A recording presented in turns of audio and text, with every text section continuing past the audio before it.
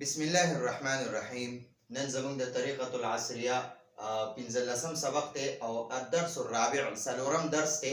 په څلورم درس کې اول مونږه ترتیب بدل کو، څنګه چې کتاب کې څنګه ترتیب ورکړی دی دا غي نه لږ غونډه مونږ بدل شروع کو او ماغه سبق ته پاغه سبق کې اخره کې په تمرین کې د عربی قواعد او څو ضروری اصطلاحات ورکړي دي. نو هغه اول مونږه زکو او د الفاظ معنی زکو.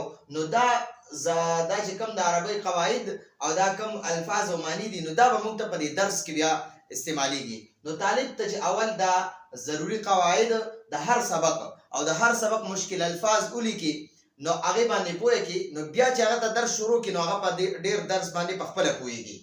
نو دلته اوس موږ لراکړي دي د عربی قواعد یو څو ضروری اصطلاحات، یو څو ضروری تعریفونه هغه زکو.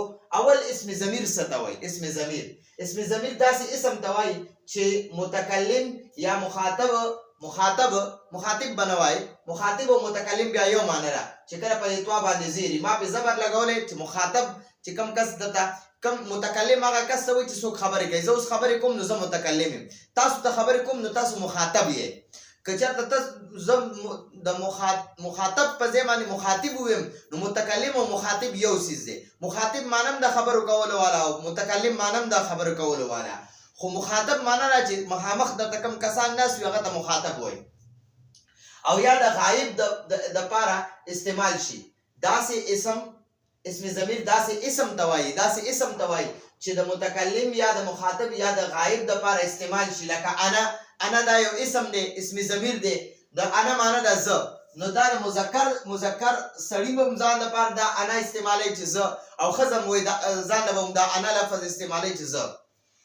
انت معنا د ته یو سړی چې وي چې یاره مخامخ کس ته مخامخ د یو کس وي نو ته ورته انت ته یو سړی، دا د سړی لپاره راځي. هو معنا د هغه چې د چا باره کې مونږه خبرې کوو نو هغه زمونږ سره موجود نه دی، چې مونږ سره په دې کمره کې وي خو زما دوه درېو کسانو خوا کې فاصله کې ناست دی، زمونږ په مجلس کې موجود نه دی، نو بیا هم هغه غایب ګڼلی کېږي. نو مونږ د هغه چې چا باره کې خبره کېږي نو هغه ته غایب وایي، هغه لپاره هو ضمیر استعمالېږي چې سړی وي. اوس درته د متکلم خپل تعریف لیکلی، د مخاطب درته خپل تعریف لیکلی، د غایب درته خپل لیکلی. متکلم خبرې کولو والا ته متکلم وایي. زه خبرې کوم نو زه متکلم یم. مخاطب چاته چې خبره کېږي، زه تاسو ته خبره کوم نو تاسو زما مخاطب یې، هغه ته مخاطب وایي. لکه تاسو موجود ناست زه درته خبرې کوم زه متکلم یم او تاسو اورئ نو تاسو مخاطب یې. او غایب چې د چا باره کې خبره کېږي، اوس زه چې د چا باره کې درته خبرې کوم هغه ته غایب وایي. هغه زموږ په دې مجلس کې موجود نه دی نو هغه ته موږ غایب وایو. چې د چا باره کې خبره کوو، چې څوک خبره کوي دا متکلم دی، چاته چې کوي نو هغه ته مخاطب وایي، چې د چا باره کې خبره کوي هغه ته غایب وایي. دا آسان تعریفونه. اوس الفاظ او معنی راکړي دي. انا معنا د زه، انا زه د مذکر او مؤنث دواړو لپاره استعمالېږي. انا مؤنث په موي انا زه او مذکر هم وایي انا زه. نو دا انا لفظ چې دی انا نو دا د دواړو لپاره استعمالېږي.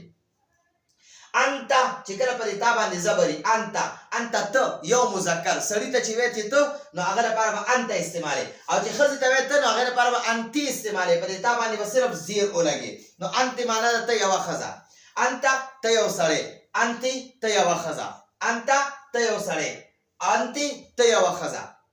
هو معنا ده هغه یو سړی، هغه یو غایب مذکر سړی، هغه یو غایب مذکر، هو هغه یو غایب مذکر، هي هغه یوه مؤنثه. نو دا هو د یو غایب سړي لپاره استعمالېږي او هي د یوې غایبې ښځې لپاره استعمالېږي. هو یو غایب سړي لپاره، هي یوې غایبې ښځې لپاره استعمالېږي. او مسرور معنا ده خوشحاله، اردو کې ورته خوش وایي. او بل معنا ده بلکې ټیک شوه. مریض بیمار ته وایي. او نعم معنا ده اوجي، عربی کې وایي نعم، مونږ په پښتو کې وایي اوجي. څوک رانه تپوسو کی چې ته طالب یې زه ورته یم اوجي. څوک تپوسو کی ته استاد یې زه ورته یم اوجي. دغه شان لا معنا ده نه. څوک مانه تپوسو کی ته مدرس یې زه یم نجي. نو دغه دپاره لا لفظ استعمالېږي. هل معنا ده آیا، اردو کې وایي کیا.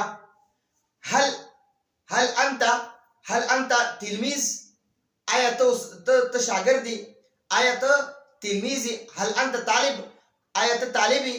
اردو کې وایي کیا تو طالب ہے، طالب علم ہے، کیا تو طالب علم ہے. تپوس کوي، سوال کوي، د سوال لپاره د حل استعمالیږي. ٹھیک شو. نو موږ هغه کیا ته په پښتو کې آیا وایو. آیا ته طالب یې، نو هغه لپاره د حل لفظ استعمالیږي. نو حل موږ په پښتو کې وایو آیا، اردو کې وایي کیا. نو دا زموږ د نن ورځې ضروري قواعدو. دینه پس په ان شاء الله موږ درس 14 نمبر 10 کې به موږ د الدرس الرابع ابتدایي سبقونه وایو. نو راتلونکي درس پر اجازه غواړو. هذا هو المرام والله اعلم بحقيقه الكلام.